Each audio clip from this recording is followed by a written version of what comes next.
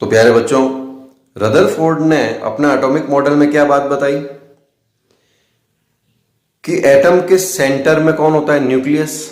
और उसमें कौन होते हैं? प्रोटॉन्स।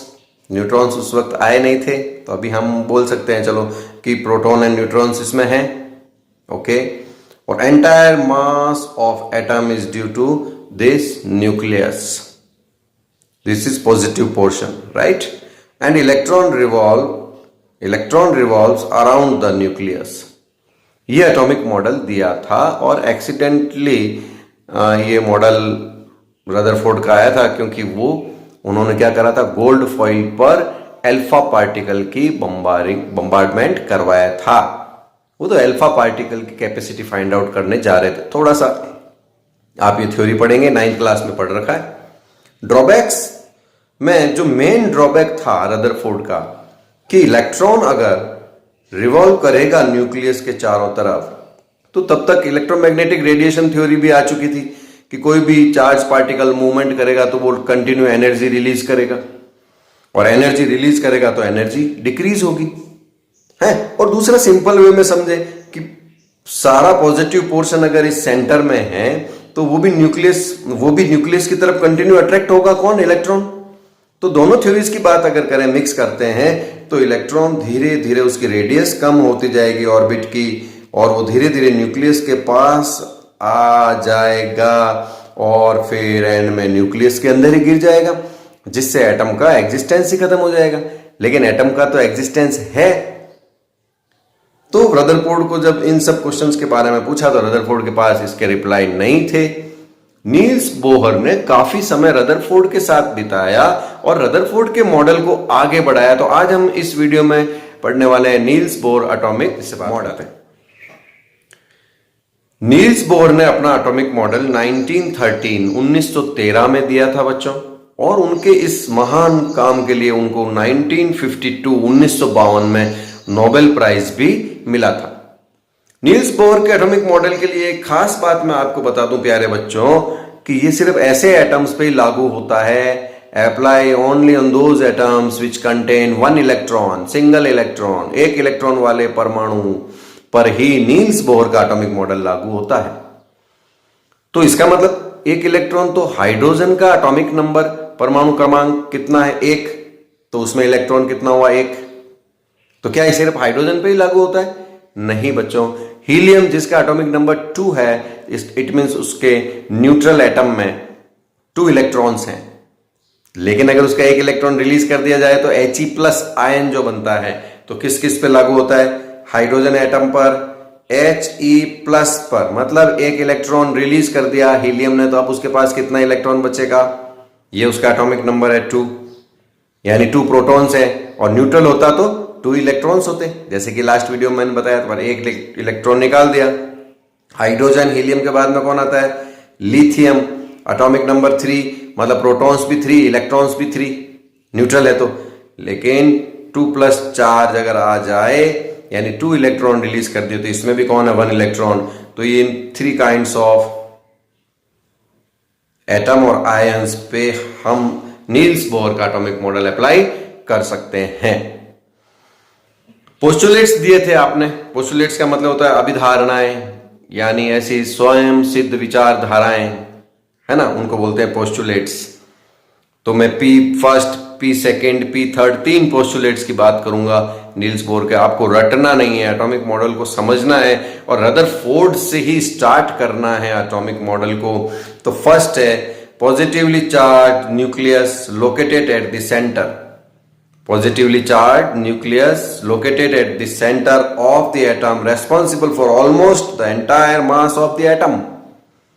एटम के सेंटर में न्यूक्लियस लोकेटेड होता है, और एटम का जो एंटायर मास है वो इस न्यूक्लियस के कारण ही होता है. परमाणु के केंद्र में नाभिक पाया जाता है, और जो कि परमाणु के संपूर्ण भार के लिए रेस्पॉन्सिबल होता है, यानी परमाणु का संपूर्ण भार नाभिक के कारण होता है. The entire mass of an atom is due to nucleus. First postulate तो उसने रदरफोर्ड वाली बात को ही कंटिन्यू किया है, क्योंकि ये मॉडल आया रदरफोर्ड के ड्रॉबैक्स को दूर करने के लिए और एटम के फील्ड में और आगे बढ़ने के लिए। आगे बढ़े। पोस्टुलेट फर्स्ट का जो सेकंड पॉइंट है कि electron revolve around the nucleus in certain circular path called orbits, यानी न्यूक्लियस के चारों तरफ इलेक्ट्रॉन हर कहीं नहीं रिवॉल्व करेगा, यानी नाभिक के चारों तरफ इलेक्ट्रॉन हर कहीं परिक्रमा नहीं करेगा, हिंदी में बोले तो इलेक्ट्रॉन सर्टेन सर्कुलर पाथ में ही रिवॉल्व करता है and they are known as orbits. Bohr orbits बोलते हैं उनको, बोर ऑर्बिट्स। और हम we can say energy levels और शेल्स, ज्यादातर हम शेल को यूज करेंगे और एनर्जी लेवल को यूज करेंगे चैप्टर में आगे। ठीक है, अभी मैं मॉडल में ऑर्बिट ही बोलूंगा। ऑर्बिट क्या बोलते हैं इनको हिंदी में? बोर कक्षा, कक्षा, प्रथम कक्षा, द्वितीय कक्षा, तृतीय कक्षा, first Bohr orbit, second orbit, third orbit, first shell, second shell, third shell, fourth shell, fifth shell, यानी इलेक्ट्रॉन कोई भी शेल में रिवॉल्व कर सकता है। मैंने काफी सारे इलेक्ट्रॉन बनाए हैं, हालांकि नील्स बोर का मॉडल एक इलेक्ट्रॉन के लिए, लेकिन आपको शेल और ऑर्बिट समझाने के लिए 9th क्लास से आपको कनेक्ट कर रहा हूं मैं यहाँ पर। आप इस तरह से सर्कुलर पाथ बनाते थे। फर्स्ट शेल में 2 इलेक्ट्रॉन रखते थे, जिसको आप 9th क्लास में KLMN से डिनोटेट करते थे। अभी हम क्लास 11th में उनको 1 2 3 4 small n, right, small n is for shells और energy levels। तो n equal to 1 मतलब first shell, n equal to 2 मतलब second shell, third shell, right. तो 2 बातें हो गई। वापस पोस्टुलेट फर्स्ट का फर्स्ट पॉइंट, सेंटर में कौन होता है? Nucleus, positive portion, entire mass, okay, याद आया। और फर्स्ट पोस्टुलेट का second point, electron revolves around the nucleus in certain circular path just like planets revolve around the sun। ठीक वैसे ही। ठीक है बच्चों, आगे बढ़े। पोस्टुलेट फर्स्ट का third point, when electrons move around the nucleus in certain orbits they do not release or absorb energy, that's why these orbits are called stationary orbits। समझ में आया? इलेक्ट्रॉन जब न्यूक्लियस के चारों तरफ घूमेगा तो वो न तो एनर्जी रिलीज करेगा ना एब्जॉर्ब करेगा। इलेक्ट्रॉन जब नाभिक के चारों तरफ परिक्रमा करेगा ना तो वो ऊर्जा का अवशोषण करेगा और ना ही उत्सर्जन करेगा। इसलिए इन कक्षाओं को स्थिर कक्षाएं बोला जाता है। स्थिर कक्षाएं, फिक्स एनर्जी वाली कक्षाएं, स्टेशनरी ऑर्बिट्स, राइट। और आगे मैं धीरे धीरे आपको एक्सप्लेन करूंगा। एनर्जी लेवल्स बोला ही इनको इसलिए है कि इस शेल में अगर इलेक्ट्रॉन को रिवॉल्व करना है तो इस शेल की इक्विवेलेंट एनर्जी इलेक्ट्रॉन में होनी चाहिए, तभी वो इस शेल में रिवॉल्व करेगा। That's why they are known as energy levels. तो मैंने अभी एक सिंगल इलेक्ट्रॉन बनाया, अब आपके मन में आ रहा होगा तो क्योंकि यहां पर इस जगह नील्स बोर ने रदरफोर्ड के ड्रॉबैक को दूर किया। बच्चों ध्यान से समझना, ये कौन है? न्यूक्लियस, ये कौन है? Electron, right. और ये चारों तरफ क्या हो रहा है? घूम रहा है। तो आप इमेज कर सकते हो, आपने एक पत्थर लिया है, पत्थर, स्टोन लेके, और आप क्या कर रहे हो? स्टोन लेके और उस पर आपने रस्सी बांध दी, अब उसको हाथ में पकड़कर आप घुमा रहे हो। इमेज करो आप, है ना। तो रस्सी में एक तनाव आ जाएगा, एक स्ट्रेन आएगा, है ना। तो यहां पर क्या हो रहा है? इलेक्ट्रॉन नेगेटिव है और यहां पर सारा पॉजिटिव मास, पॉजिटिव पार्टिकल्स यहां पर सेंटर में, तो दोनों के बीच में एक अट्रैक्शन होगा कि नहीं होगा? तो इलेक्ट्रॉन के नेगेटिव चार्ज और न्यूक्लियस के पॉजिटिव चार्ज के कारण दोनों के बीच में एक अट्रैक्शन फोर्स जनरेट होगा। और आप फिजिक्स में पढ़ेंगे, जब सर्कुलर मोशन कोई ऑब्जेक्ट करता है तो 2 इक्वल फोर्सेस उस पे काम करते हैं, तभी वो मूवमेंट करता है, सर्कुलर मोशन करता है। एक तो सेंट्रीपिटल फोर्स टुवर्ड सेंटर, और एक सेंट्रीपिटल फोर्स के opposite force, that is known as centrifugal force. Centrifugal force बाहर की तरफ। आप मेरी बात को अगर और अच्छे से समझना चाहें तो एक प्लास्टिक की बाल्टी में थोड़ा सा पानी लेना 1/4 और उसको घुमाते घुमाते घुमाते घुमाते एकदम से पूरा सर्कुलर उसको मूवमेंट दे देना, पानी की एक बूंद भी नीचे नहीं आएगी। जबकि अगर आप धीरे धीरे मूवमेंट कराओगे तो पानी नीचे गिर जाएगा, है ना। तो वहां पर वाटर पे दो इक्वल एंड अपोजिट फोर्स काम में ले रहे हैं। तो जब भी कोई सर्कुलर मोशन करता है तो उसमें बाहर की तरफ हमेशा एक फोर्स काम करता है, that is known as centrifugal, और एक अंदर की तरफ फोर्स काम करता है, that is known as centripetal. यहाँ पे centripetal force is due to attraction between negative charge of electron and positive charge of nucleus.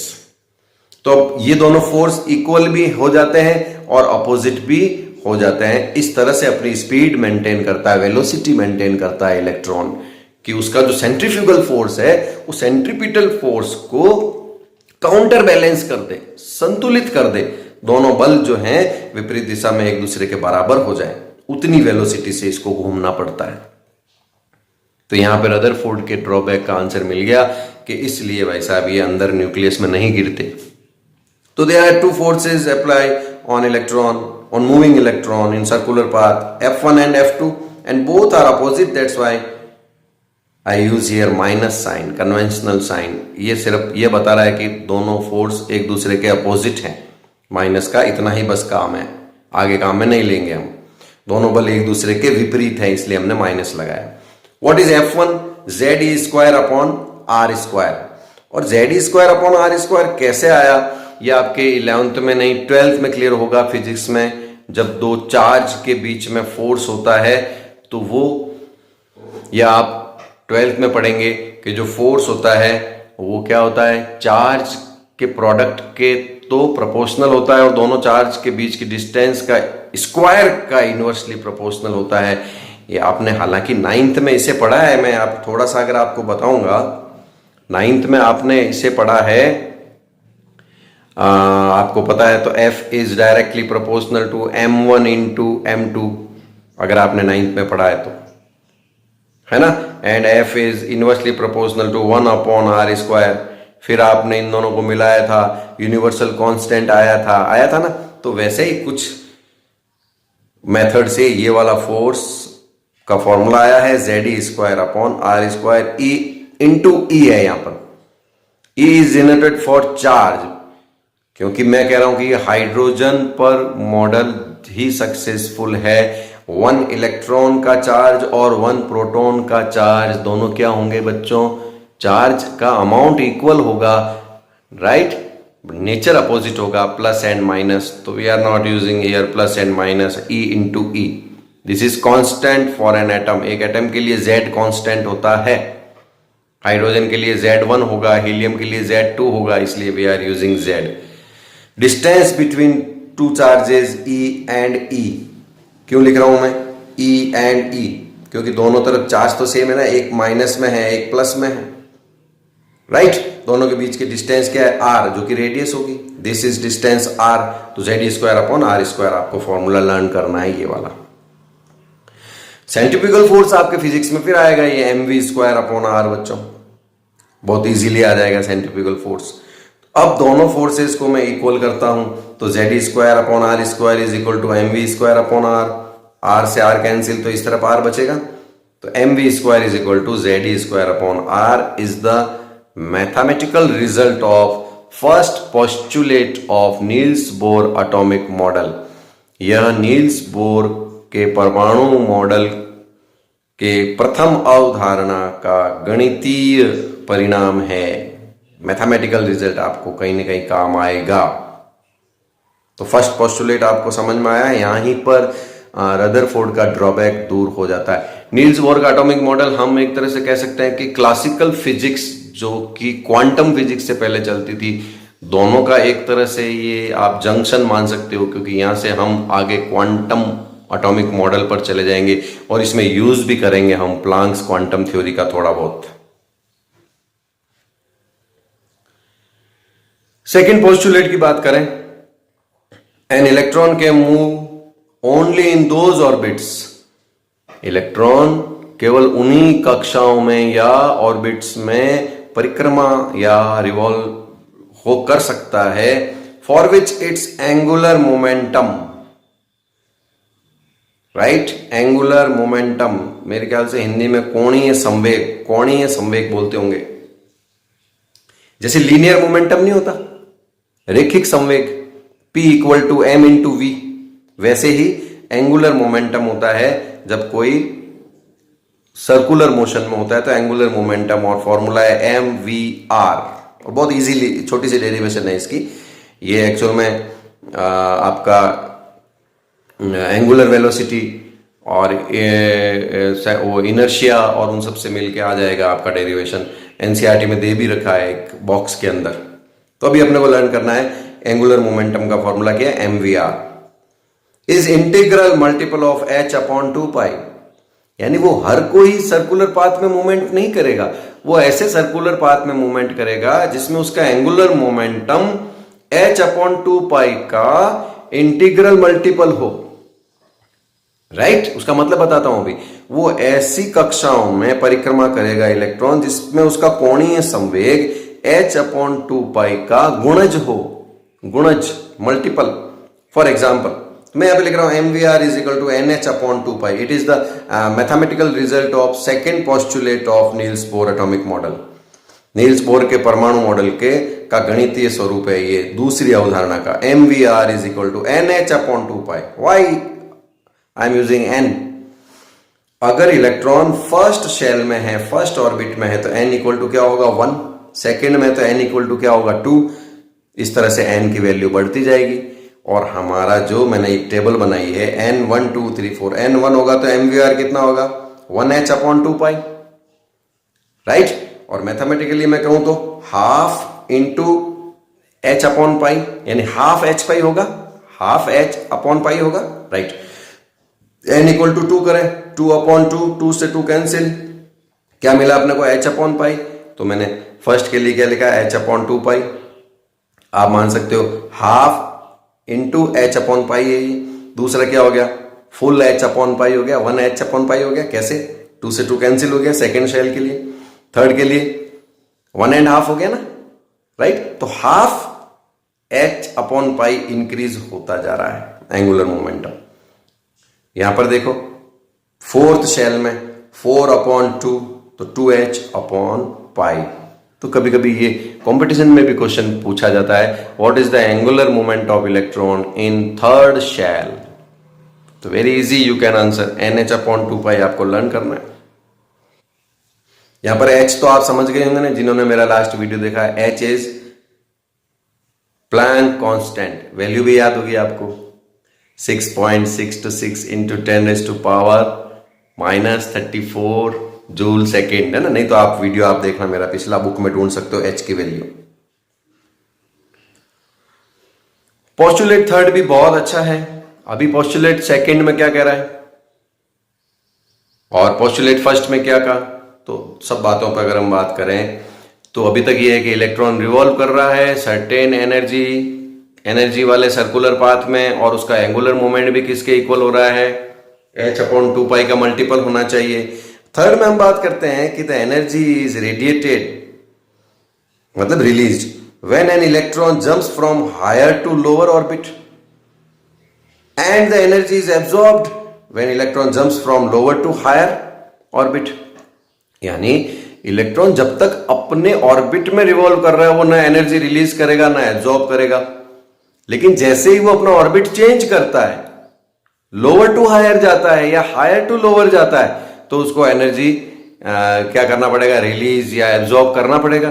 तो आप मेरे वर्ड्स पे जाइए तो आपको समझ में आएगा। अगर कोई इलेक्ट्रॉन हायर एनर्जी लेवल में है और उसको लोअर एनर्जी लेवल में आना है तो हायर टू लोअर, ऐसे ही मैं एग्जांपल के लिए बोल देता हूं, मान लो यहाँ पे 10 जूल एनर्जी है और इसको यहाँ पे 5 जूल एनर्जी वाले में आना है, तो क्या करना पड़ेगा एनर्जी रिलीज करनी पड़ेगी। राइट। तो लोअर हायर टू लोअर जब जंप करेगा तो एनर्जी इमिट करेगा, ऊर्जा का उत्सर्जन करेगा, बाहर निकालेगा। और जब लोअर से हायर में उसको जाना होगा तो सीधी सी बात है लोअर से हायर एनर्जी में जाना है तो एनर्जी को एब्जॉर्ब करना पड़ेगा। तो एनर्जी एब्जॉर्ब करेगा इलेक्ट्रॉन।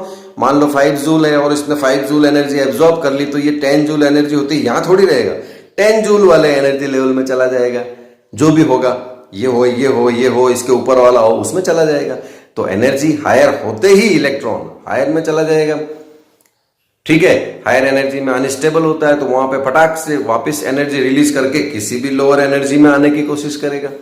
तो जब हायर टू लोअर आए एनर्जी रिलीज करेगा, लोअर टू हायर जाए तो एनर्जी एब्जॉर्ब करेगा। उच्च ऊर्जा कक्षा, उच्च ऊर्जा वाली कक्षा से जब निम्न ऊर्जा वाली कक्षा में आएगा तो ऊर्जा का क्या करेगा, कहां से आ रहा है, यहां से। उच्च ऊर्जा वाले से निम्न ऊर्जा वाले में आएगा तो ऊर्जा का उत्सर्जन करेगा, निम्न से उच्च ऊर्जा वाली कक्षा में जाएगा तो ऊर्जा का अवशोषण करेगा। तो सिर्फ ऑर्बिट चेंज करते वक्त ही एनर्जी को रिलीज या एब्जॉर्ब करेगा कौन, इलेक्ट्रॉन।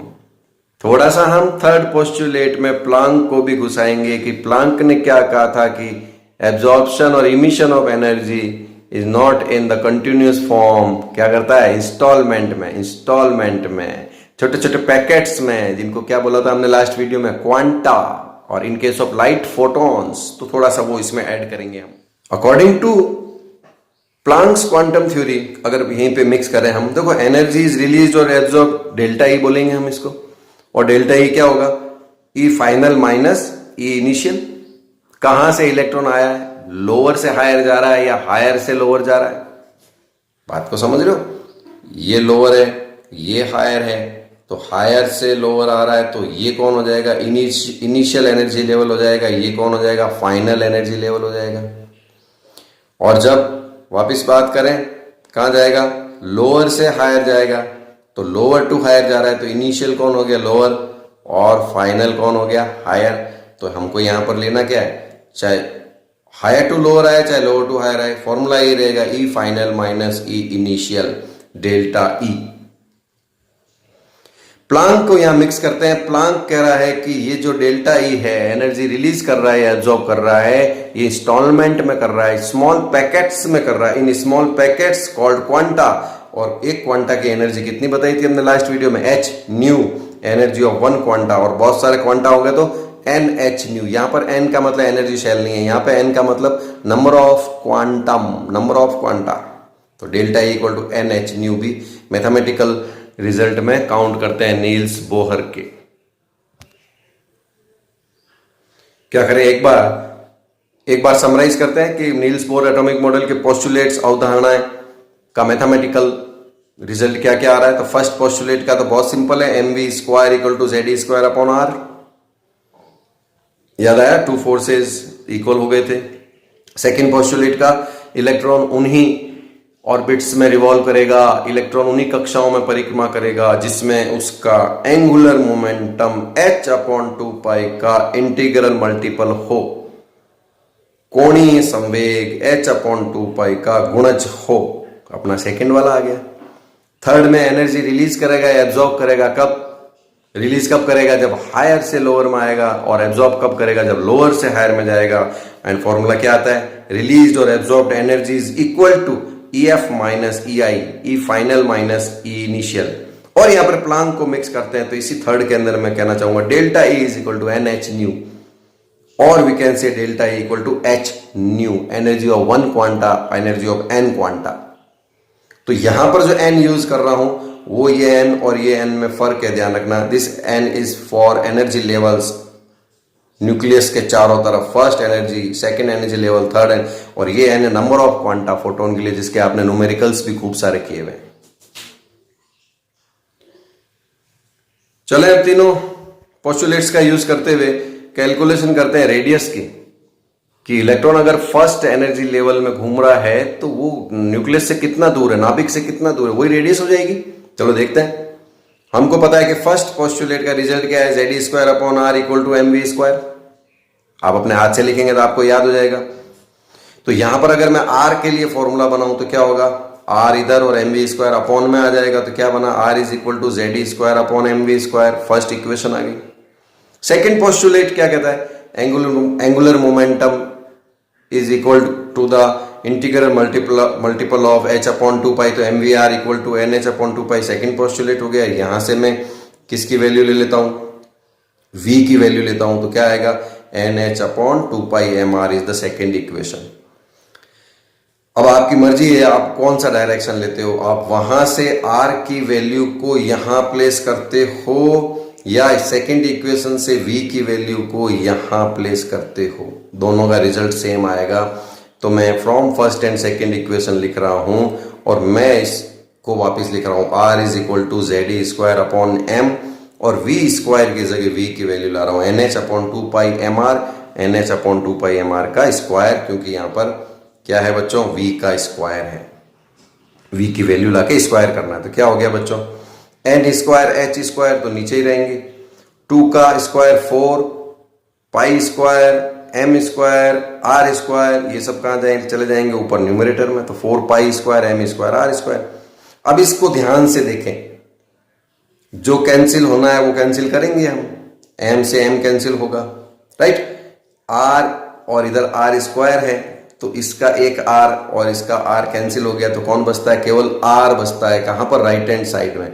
तो हमको किसकी वैल्यू फाइंड आउट करनी है, r की। यहां पे कौन हो गया 1, तो ये सारा पोर्शन ऊपर और ये सारा पोर्शन डिनोमिनेटर में नीचे, और अकेला कौन बच जाएगा, r। तो मैं यहां से लिख रहा हूं r is equal to m into N square h square is multiply by 1 m into N square into H square और Z square 4 pi square m square नीचे।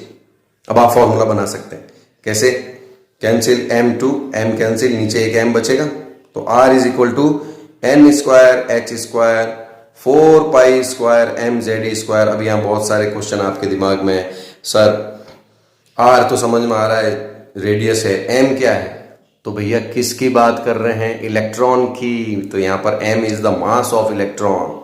सर यहाँ पे v क्या है, तो किसकी बात, कौन रिवॉल्व हो रहा है न्यूक्लियस के चारों तरफ, इलेक्ट्रॉन, राइट, क्या बोलेंगे उसको, सर्कुलर मूवमेंट जो उसका हो रहा है, तो v is the velocity of electron. z कौन से एटम में है इलेक्ट्रॉन, उस एटम का एटॉमिक नंबर क्या है, क्योंकि सब खेल उसी पे डिपेंड करेगा। e charge of electron, e is the charge of electron. तो यहां पर इस फॉर्मूले को आप गौर से देखो, h प्लांक का कांस्टेंट है, वैल्यू फिक्स है, 4 तो फिक्स है ही, पाई की वैल्यू 3.14, मास ऑफ इलेक्ट्रॉन अगर आपको याद हो तो 9.1 इंटू कितना था वो, 10⁻⁻31 kilogram, and Z is the atomic number, और ई कौन है, इलेक्ट्रॉन का चार्ज, 10⁻⁻19 कूलाम। याद आ रहा है आपको सारी वैल्यू अगर याद हो तो यहां पर जिन जिन की वैल्यू फिक्स है उनको सॉल्व करने पर हमको एक सिंपल सा फॉर्मूला मिल जाएगा। आपको इतना लंबा फॉर्मूला लर्न नहीं करना है, न्यूमेरिकल में बार बार कैलकुलेशन नहीं करनी है, मैं ही आपको कैलकुलेशन करके दे रहा हूं। देखते हैं नेक्स्ट क्लिप में। तो r is equal to N square H square 4 pi square M Z square में से जो मैं कांस्टेंट है उनको अलग ले रहा हूं। आपको रटना नहीं है कांस्टेंट की वैल्यू को, फिजिक्स में और केमिस्ट्री में जहां पर भी कांस्टेंट होते हैं उनकी वैल्यू गिवन होती है। तो h की वैल्यू 4, पाई की वैल्यू m की वैल्यू e की वैल्यू, ये कांस्टेंट नहीं हो सकते, तो हमने इनको अलग रख दिया है। इन सबको सॉल्व करने पर हमको मिला एक नंबर 0.529 इंटू 10⁻⁻10। सारी यूनिट्स को सॉल्व करा तो हमको एक यूनिट मिली मीटर, रेडियस है ना तो मीटर सेंटीमीटर में आना चाहिए, और N square Z square according to atom और अकॉर्डिंग टू शेल चेंज होगा। 10⁻⁻10 को मैं आर्मस्ट्रॉन्ग में कन्वर्ट कर सकता हूं, because 1 angstrom is equal to 10⁻⁻10 metre. तो हमारा फॉर्मूला क्या बन गया, 0.529 into N square upon Z Armstrong.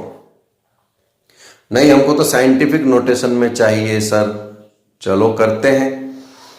तो यहां पर अगर मैं इस पॉइंट को डेसिमल को 2 के बाद में लाता हूं तो क्या बनता है 52.9। तो एक स्मॉल डिजिट को आपने क्या कर दिया, बड़ा कर दिया, 100 टाइम्स कर दिया ना, तो पावर को क्या करना पड़ेगा, छोटा करना पड़ेगा।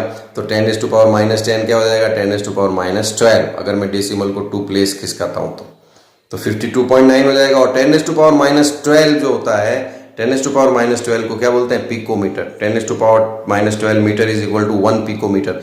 तो यहां पर जैसे ही 10⁻12 मीटर होगा उसकी जगह हम क्या लिख देंगे, पिकोमीटर। ये पड़ा पिको का मतलब ट्रांसलेट करते ही आपका आ जाएगा 10⁻12। समझ रहे हो, decimal is moving towards right. तो डिजिट क्या हो जाती है, बड़ी हो जाती है, तो हमको पावर से वापस उसको काउंटर बैलेंस करना पड़ता है। ये मैं अपने सारे वीडियोस में बता चुका हूं पहले, और उन वीडियोस में मैंने कहा था कि जो इन चीजों को ऊपर नीचे करना, आगे पीछे करना नहीं सीखेगा, फिजिकल केमिस्ट्री जहां पर भी होगी उसको तकलीफ आएगी, न्यूमेरिकल जहां पर भी होगी आएंगे वो परेशान होगा। तो आपको ये दो वैल्यूज लर्न करनी है। मीटर वाली तो आपको याद हो गई है, 10⁻⁻10 है। ये एक फॉर्मूले से आप किसी भी यूनिट में आप रेडियस फाइंड आउट कर सकते हैं। देखें एग्जांपल,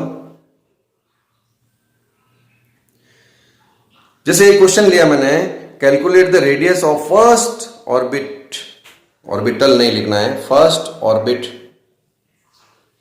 ऑफ हाइड्रोजन, यानी हाइड्रोजन की फर्स्ट शेल, हाइड्रोजन की फर्स्ट एनर्जी लेवल की रेडियस फाइंड आउट करो। यानी अगर वहां पे इलेक्ट्रॉन होगा तो वो न्यूक्लियस से कितनी डिस्टेंस पे होगा।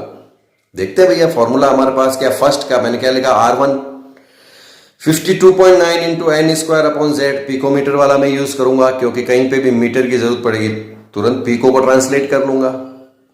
क्वेश्चन में n इक्वल टू कितना दे रखा है, 1, फर्स्ट एनर्जी लेवल है, and z is 1, atomic number hydrogen का कितना है, 1। तो करना क्या है, 1 स्क्वायर अपॉन 1, वापस क्या आएगा 1, यानी हाइड्रोजन के फर्स्ट शेल की रेडियस कितनी है बच्चों, 52.9 पिकोमीटर और 0.529 आर्मस्ट्रॉन्ग। तो क्या आप सेकंड की फाइंड आउट कर सकते हो, यस। n इक्वल टू 2 हो जाएगा, z इक्वल टू 1 ही रहेगा, 2 का स्क्वायर अपॉन 1, यानी 52.9 इंटू 4 करेंगे तो 211.6 पिकोमीटर आया। सर ये तो साइंटिफिक में नहीं है, चलो कर लेते हैं, पिको को ट्रांसलेट करो, 10⁻⁻12 हो गया। और डेसिमल को कहां लेंगे, टुवर्ड लेफ्ट, यानी नंबर ग्रेटर से स्मॉल की तरफ जा रहा है तो नंबर को छोटा कर रहे हैं तो पावर को इंक्रीज कर देंगे। 2 प्लेस जंप करा, 2.116 करा तो -12 का क्या कर दिया, -10, एंड -10 इज ग्रेटर देन -12।